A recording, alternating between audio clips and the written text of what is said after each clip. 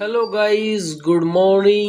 Welcome to another blog. তো বন্ধুরা, কেমন আছো? আশা করছি সকলে খুব ভালো আছো আর তোমরা সুস্থই আছো। যাই হোক, ফুলের রেণুগুলো মানুষের চোখে গিয়ে কিন্তু এখন খুব অসুবিধা হচ্ছে। মানুষ এতটাই সমস্যায় পড়ছে, কারোর চোখ লাল, কারোর চোখ দিয়ে জল পড়ছে, কারোর চোখ একদম রক্তের মতো লাল। মাঝখানে আমারই এমন একটা অবস্থা হয়েছিল যে আমাকে রায়গঞ্জ পর্যন্ত দৌড়াতে হয়েছে এবং সেখানে গিয়ে ভালো ট্রিটমেন্ট করিয়ে তারপরে আমার ঠিক হয়েছে। তো যাই হোক, এই সময় কিন্তু যারা গাড়ি চালাচ্ছ তারা হেলমেট অবশ্যই ব্যবহার করবে। এমনিতে হেলমেট ব্যবহার করা উচিত, অবশ্যই কাছাকাছি কোথাও যেতে হলে হেলমেট ব্যবহার করবে।